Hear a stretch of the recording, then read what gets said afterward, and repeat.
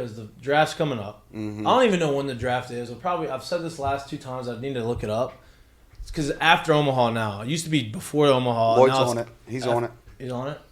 I love it. It's after Omaha. I love that it's after Omaha now. Yeah. That was the dumbest thing. Yeah. You're in the super regional and you're playing a game and you have to wonder if you're going to get drafted. Yeah. And that's not. That can't July happen. It happened 9th. when we were in Omaha one year, the draft. Oh, really? Like straight up, Larson got on the bus, Crest, they had their cell phones and Yeah, brutal. Yeah. Right? Yeah, you're not distracted at all. So the draft's July 9th.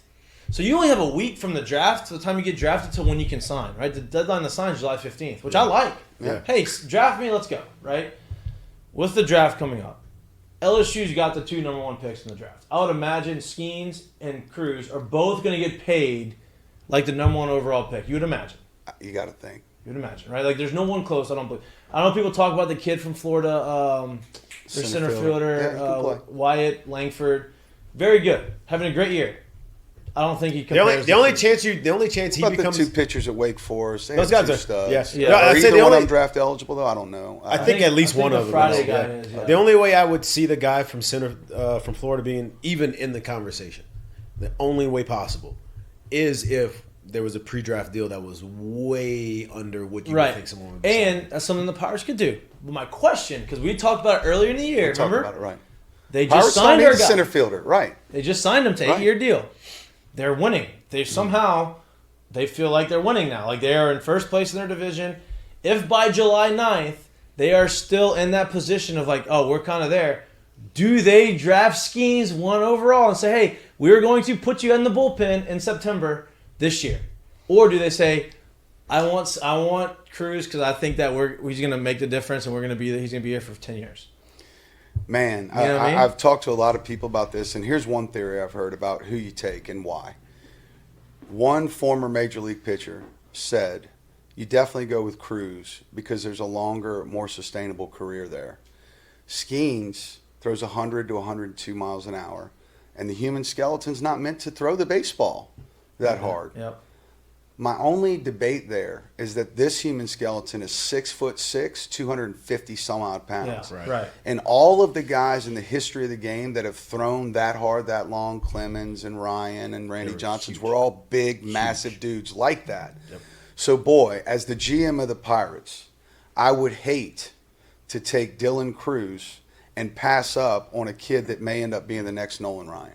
And then I would also, if he were 6'4", 205, I think it's like the kid from Tennessee, Hochever, is that his name? Yep, Hochever. Like he's thin, dude, and I don't know that that's going to play for. Oh, you're talking about this year? Yeah, Dullender. Same deal. Yeah, same kind thin of guy, whatever. Right. Paul Skenes is a tank. Man, he's a tank. Dude. I also said, so I'm glad you brought that part up because we kind of had this conversation too, and I was like, the way I would see it being a thing is if you like legit see it 6 to 7 years from now, he is a bona fide, no doubt, number 1 guy, an ace in the big leagues. It's for me. It's like, how do you pass up on him? An ace, right? The An number ace. 1, because if you're trying to take your team serious, right, and you're trying to build a team for success, those guys are not cheap. They're pretty much the most expensive guys you could find. So if I could get one at a cheap level for 6 years, because let's be honest, like today's baseball, it ain't baseball 10 years ago. Who's the best pitcher in baseball right now? DeGrom? How hard does he throw? 100. Okay. Why is he better than Paul Skenes? Does he locate better? Because Skenes has got 12 walks and 124 strikeouts. Right. Does he have a better slider? I got to see them both bites. I mean, Skenes' slider's filthy. Mm-hmm. Like disgusting. 91-hour change. Like if you're looking for his fastball and he throws that slider, that 84-mile-an-hour slider, you may poop yourself, dude, because it looks like it's going to hit you in the ribs and it's a strike on the outside corner. It's that nasty, you know. His changeup's nasty. Personally, I still think his two-seamer that runs in at 94, 96, 97 is like, And then he literally, bro, this isn't like legend. This isn't hearsay. We have all seen it now. 9 starts in a row. His 98th pitch of the night was 98 miles an hour. 100th pitch of the night was 100 miles an hour, just like Jacob deGrom. Yep. So, again, like, man, you pass that up, but then again, Dylan Cruz is hitting 486. Yep. at a school that's been playing baseball for 120 some odd years, and the highest average ever recorded was 430 by Rafe Rhymes. 430. 50 points higher. Cruz is going to hit easily 450, 460, right? Because he's really going to start getting pitched around in the postseason and all that.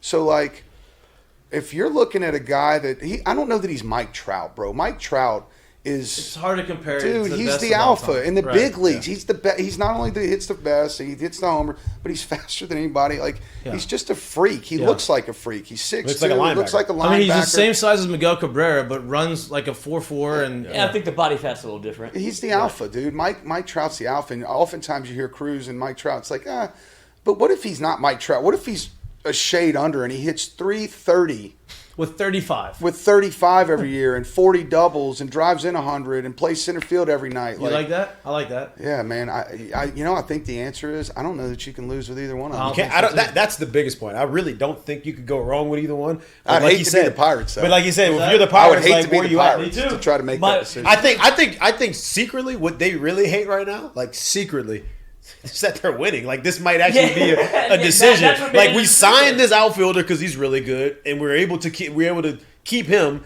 and now we're winning. So now it actually would make a lot of sense if we took the arm.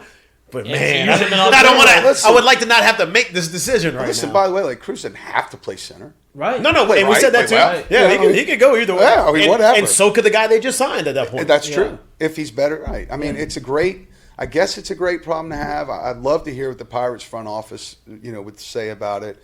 And who's two-hole? The Nationals, right? Yep. The second pick? Yep. Yeah, they've never taken a Thank pitcher you. early. No, they're sitting there pretty. They're like, dude, whatever you got. We're good. It doesn't matter. We'll just take the other. You just make it easier for me. You were there that day. I think they actually talked to you. A guy from the Washington Post came in town and took him around the box for a while, and he met with Cruz's dad. And I think he talked to several other former players, but he didn't really have a take either. That was his disposition. Like Whatever happened. Yeah, I think we're going to win. I'm okay with either one. There's 2 1-1s Right. this year. They are. There might be 3 1-1s, but there's 2 1-1s on one team. So the first 2 or 3 teams in the draft are going to do okay this year. Yeah, I think they're. It'll be just curious. fine. 10 years from now, it's going to be fun to see who really won that. Yeah. Right. I have one theory. Yep. Okay. And hear me out, just because of Shohei Ohtani and what's happened. Do you think there's any possibility that Skenes becomes something like that, where obviously LSU isn't doing it because you're trying to protect him a little bit, but if he goes into the draft and you're like, all right, well, this experiment has worked before, would you consider that if you're drafting him to be like, all right, he can also hit on his off days? I think 5-8 years ago, I'd have said no chance, but Shohei's opened some doors. He's kind of removed the question of can it be done. Paul Skenes, this is from Jay Johnson's mouth, and I think I said this last time I was on here. He was talking at the beginning of the year, and I said, well, when are you going to get him in the lineup? This is 3 days before the first game. He goes, I just can't. I haven't told anybody really yet, but I just can't. And I said, why? I said, wait. If he wasn't a pitcher, would he start? Would he be good? And he said he'd be my starting catcher and hit 25 bombs. And I said, and he's too valuable. He said, have you seen him pitch yet live? And I hadn't. And then that Friday night after the first inning, I was like, oh my God. Yeah. Like now I see what you're saying, right? Like he can't jam his finger. Yeah. But like maybe not. Maybe he can't do both. But is that an insurance for you if you're the Pirates or the Nationals, knowing that if it does inevitably happen because the human body can go the other way, that he can actually come back as a catcher and hit some bolts? What do you mean? I don't know. I think that adds value. I never even thought about it that way. Adds value. But it definitely adds value in the sense of like, hey, like look, Dylan if we Cruz take him can't pitch, and he blows out, and Well, maybe we could go the other way around. he's 6'6", 250 pounds. But bro. I we said also- it at the beginning before we start. If you even as young kids, the ones that are fast and athletic, just keep the pace. Mm-hmm. Keep teaching them the game. The ones that are big, teach them too, because they might. He fits that mold, absolutely. Yeah, he does. So does that make him a does. little more valuable? That man, if he does, I think it blow does, out, honestly. we can actually see if he can swing As an it, insurance no plan, doubt. I think I it does. But I also do think at the beginning of it, what they'll do is see, like Shohei's different. Like Shohei had the opportunity to come here out of high school, and they made sure that he didn't leave Japan, and he played there for 6 years doing both. I think because he took the year off, teams are going to try to be like, no, we want to keep you. Just did this, but I do think like that's a very good point. I mean, like in the back of their mind, they're like, hey, look, even if he takes 2 years off, like I really don't want him to do this because I know how valuable he is here, but like. I mean, you have the Shoheis, right, who do both right now at an elite level. He's the only person in baseball that does it. Since only Babe. person Since the Babe. Since Babe. Yep. And he's Since the done Whammer. it, right? Like it just doesn't happen. Yeah. But you've had other people who can do. Rick Ankiel threw 100 from the left side, had the yips, couldn't pitch. Roy Hobbs. Roy Hobbs. Rick Ankiel started hitting homers. Micah Owings from Tulane did the same thing. Yeah. He pitched. He was a great hitter. His arm started whatever. He said, "I'm gonna come back as a hitter." Almost made it back. Like it happened. I played with a guy, Jason Jennings. Y'all remember him? I from do Baylor? remember that Won the name. Golden Spikes. Yeah. Pitched, hit. Yeah. One of the best swings I've ever seen. What's when his he pitched in name? the big leagues. Guy out of Southern Cal right now that's still in the big leagues. Came up with the Reds. I think he was a starter with the. Lorenzen. Yeah, Michael Jared Lorenzen. Jared Lorenzen. Jared. No, No, Michael Jared's Lorenzen. a quarterback. Rest in Big peace. quarterback. Not the 300 guy. Yeah. Rest in Yeah. peace to the hefty Michael lefty. Lorenzen, yeah. Michael Lorenzen. Michael Lorenzen was another guy. He was a closer. We played against him. Those guys are special, though. bro. special. It is. Those guys are special, man. Skenes seems to. He does. He that. fits the mold, but just like all these guys that we named, the only one that's kept doing it is because he never stopped doing one of them. And I do think they'll use it in a sense of, hey, like, let's keep him here because, you know, and but if The something $10 million happened. that they're about to give to Paul Skenes is because he throws 102 miles an hour on the mound. And if something were to happen, worst case scenario, okay, at least we know we have a chance to do something else. That's all it is. My point would be is if the Pirates continue to do this, and baseball is a long game, like you have no idea if they're going to tank at some point and not like. It's easy to get off to a hot start, right? But if they're in contention and then you see Skenes there and you can bring him in and bring him up and then bring him out to play in the playoffs, then you can the next offseason you can start working with him on being a two-position guy. Would be my only point of contention. Here's my thing. Here's my thing. If you were to bring him up and he were to, I'm not saying like dominate, literally just be effective up there, right? Like say if perfect world, they play really well, they make the playoffs, they get to this point, they still have to pick, and they're like, man, he can help us this year. He gets up there and he throws decently. I think because of what they've done in the past, like I said, last year, they gave the young third baseman, a contract less than $100 million. That's the richest contract they've ever signed anyone to in the history of the Pirates, including Andrew McCutchen, including They're Roberto serious in Clemente. Pittsburgh, bro. They're Everybody, trying to win. everybody, right? They're trying now. You trying to imagine. win. So my point to it is at that point, man, if I really think he could help us on the mound and we can get him for cheap, that's what you're doing. I think you made a great point. Like, where are they on draft day? Right. Like, do they think they've got a spot in the playoffs? Do they think they're going to be playing in October? If they do, then did they draft Skenes specifically for that reason to get him up there in September? And not only this year, Close some because games out. not only this year too, because you got to think about it. Like, hey, if they don't think those guys like severely overachieved, because remember, like you said, they had a young center fielder who they just extended, who's a really good player, has got a really good pedigree. They got a young shortstop. They got a young third baseman. Like, they got some guys that are cornerstones that are there that are cheap right now, right? So if in their mind they're like, man, we're better than we thought, quicker than we thought, and we really thought these kids could be good anyway. Well, we need an arm, and then it's not just for this year. We need him for next year. Like, so it'd help us out if we can get him on the mound, and he could at worst be a 3 or 4, and we can finally go spend on a real pitcher again. And that's my point. Is like, what's the most expensive thing in free agency? Starting pitching. Every time. So if you Always can go get will one be. free for cheap, listen. Last year, I think there was 100. I don't know how many pitches. I don't know the exact numbers, but there was a X amount of pitches that were thrown 102 miles or 100 mile an hour plus, middle of the middle, in the strike zone. You know how many of those pitches were hit over the fence? 0. Really?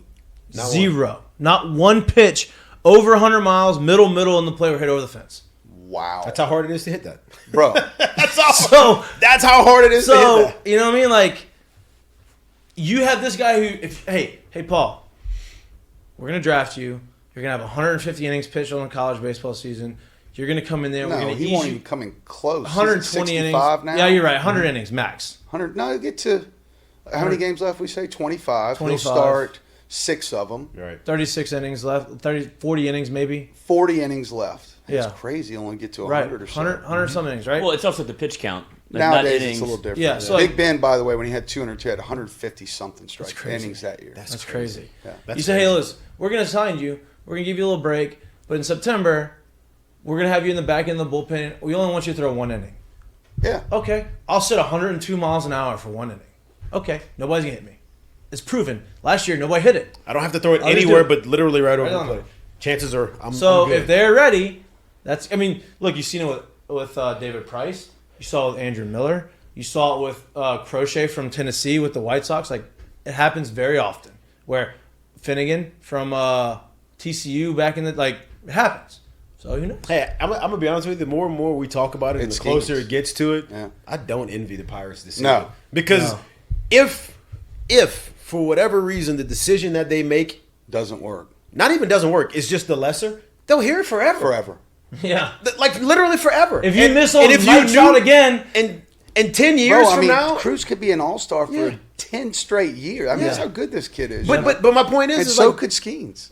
If it was 10 years from now, what are you trading to get the second pick? Listen, if it was 10 years from now and all you want to do is come back and judge this draft and be like, well, look what they had and look what you could have, and be like, hey, I don't think y'all understood what that draft was and those two players were at that time. That was not easy. right? You could have flipped the coin and literally not been like, I wanted the other one. Can you believe they're both here? That's what I was about Unbelievable, to dude. say. That's the craziest thing that LSU got a both. It's unbelievable. Think about it. This decision's always this difficult for the first team. The 1 and 2 are always like, but we're just so focused on it because they're right here. Here, It's we watch them every amazing. week. Every Friday, get to go Well out there done, and watch Jay them. Johnson. Well Well done, Jay. Well done. Well done. Speaking